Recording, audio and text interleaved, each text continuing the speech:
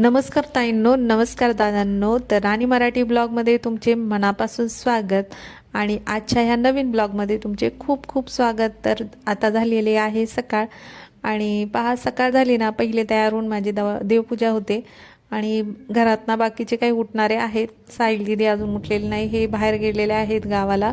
आणि सकाळी उठलं का आपलं तरी रुटीनच आहे देवपूजा करायची आणि नंतर दिवाबत्ती करायची. त्याच्यानंतरच माझं जे काय आहे ते मी काम करत असते. दिवाबत्ती झाली ती घरात पण खूप छान प्रसन्न वाटतं. आणि पण घरात ना आता प्रसन्न वाटायला तर आमचे साहेब गेलेले आहेत गावाला आणि ते असले ना तर मजाक मस्ती वगैरे चालू असते. तर छान वाटतं ते जर घरात असले. तर गावाला गेलेले आहे. सासऱ्यांचं डोळ्याचं नाही, डोळ्याचं तर करायचंच आहे, पण त्यांचं हारण्याचं जे ऑपरेशन होतं ना ते करायचं होतं. त्याच्यासाठी ते गावाला गेलेले आहेत आणि तिथे 2-4 दिवस थांबलेत. तर सकाळ सकाळी पहा साईडने ना चणे भिजायला टाकले होते. चणे आणि शेंगदाणे आमचे रोजच असतात, पण मी विसरते, पण मुलं टाकतात, नाही तर हे टाकत असतात घरी असले तर. तर चणे आणि हे शेंगदाणे असले ना तर त्यांचा नाश्ता अंडे आणि चणे शेंगदाणे ह्याच्यामध्येच होऊन जातो. मग बाकीचं एवढं काही खात नाही, तरी पण मी बनवीत असते भाजी चपाती. आणि पहा ना, पहिला चहा ठेवून घेते आणि नंतर चहा झाला ना मग बाकीचा आता आवरून घेते. तर आज काही नाश्ता इतका बनवायचा नव्हता. अंडे आणि चणे तर होते, त्याच्यामुळे मी काय आज नाश्ता बनवला नव्हता. आता एकीकडे ना अंडे उकडायला ठेवते आणि एकीकडे आता चहा ठेवते.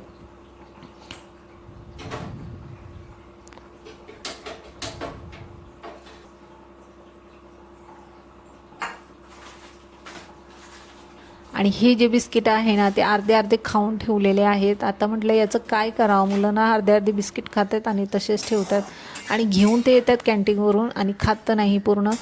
तर म्हटलं चला आता त्याचा केक बनवून टाकू म्हणजे खातील. तर ते बिस्किट बाजूला ठेवून घेतले आणि त्याच कढईमध्ये आता मी कढई घेतलेली आहे, त्याच्यामध्ये शेंगदाणे पण भाजले आणि बडीशाप, ओवा, जवस पण भाजून घेतले होते आणि त्याच्यातच केक बनवला. म्हणजे एका कढईत माझे भरपूर कामं झाले. तर पहा, शेंगदाणे ना मी डीमार्टवरून आणलेले होते आणि भरपूर म्हणजे 1-1.5 किलो होते ते शेंगदाणे. पण त्याला थोडा भुरा लागायला लागला होता, म्हणून म्हटलं आता चला शेंगदाणे पहिले भाजून घेतले ना मग ते व्यवस्थित राहतील.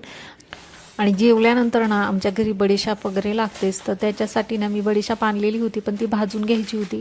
तर त्याच्यामध्ये ओवा आणि जवस पण टाकत असते, धणे असतात खायचे ते पण टाकत असते आणि जिरा पण टाकत असते. पण जिरं नव्हतं माझ्याकडे, थोडेच होते आणि धणे पण नव्हते. ते धणे खायचे असतात ना ते पण टाकत असते, पण आता जे होतं ते म्हटलं त्याच्यामध्ये भाजून घ्यावा.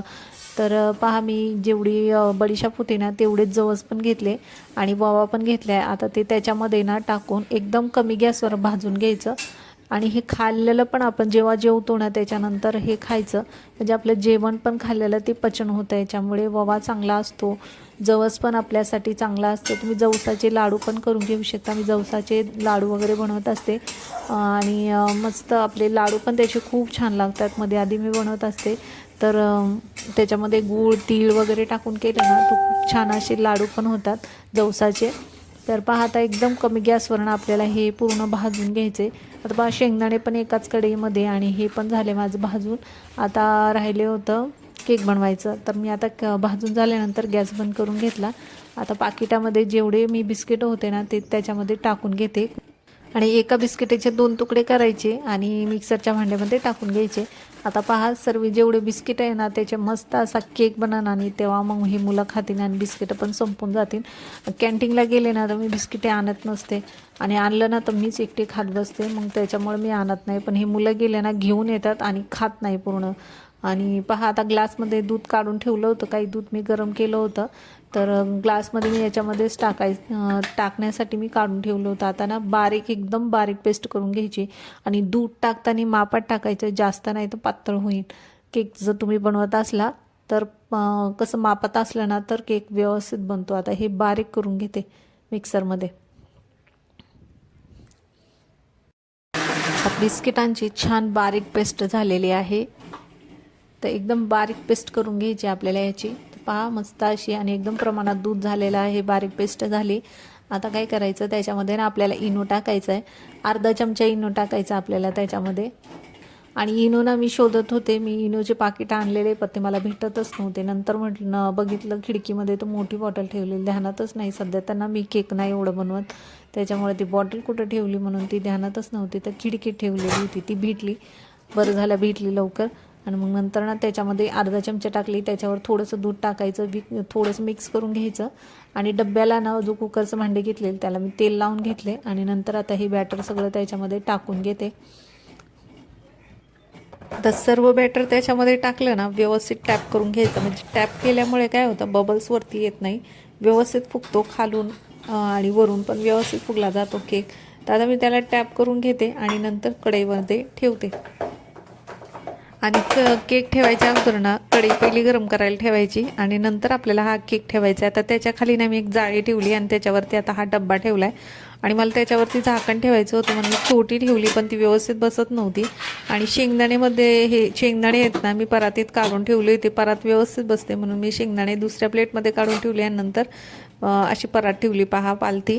तर जर झाकण व्यवस्थित असेल ना, त्याची हीट जी असते ना आतमधली, त्या हीटमुळे आपला केक व्यवस्थित शिजतो. त्याच्यामुळे ना झाकण आपलं व्यवस्थित असलं ना वरचं, तर खालचा जो आपण केक ठेवलेला आहे आतला तो व्यवस्थित शिजतो. त्यानंतर पूर्ण पसारा आवरून घेतला पहा, किचन पूर्ण क्लीन करून घेतलं. एक तर किचन बारीक आहे आणि त्यात लय पसारा झाला ना मग काहीच काम सुधरत नाही, म्हणून मी पहिलं किचन आवरून घेतलं. तर पहा जाळीभर भांडे होते तेवढे घासून घेतले. आणि हे आहेत माझे कांदे जे गावावरून आणलेले होते, ते मी खालीच ठेवलेले आहेत. आणि किचन आवरूच तर आपला केक पण तयार झालेला आहे आणि थंड पण झाला होता. पहा किती सुंदर आपला हा केक बनलेला आहे. तुम्ही पण अशा पद्धतीने घरच्या घरी बिस्किटाचा केक बनवा. आणि पहा मी घरातलं सर्व आवरलं आहे आणि हे कबूतर पूर्ण घरात यायला लागले होते. काय करावं बाबा, खूपच कबूतर वैताग देतात, पूर्ण झाडे माझे खराब करून टाकले त्यांनी पहा. आणि हे जे चाफ्याचं झाड आहे आता ना याला फुलं यायला लागलेत. आम्ही क्वार्टरमध्ये होतो ना, आर्मी क्वार्टरला, तिथे मी हे लावलेलं होतं आणि आत्ता फुलं यायला लागलेत. आणि असा होता आमचा आजचा ब्लॉग. व्हिडिओ आवडला असेल व्हिडिओ लाईक शेअर सबस्क्राईब नक्की करा.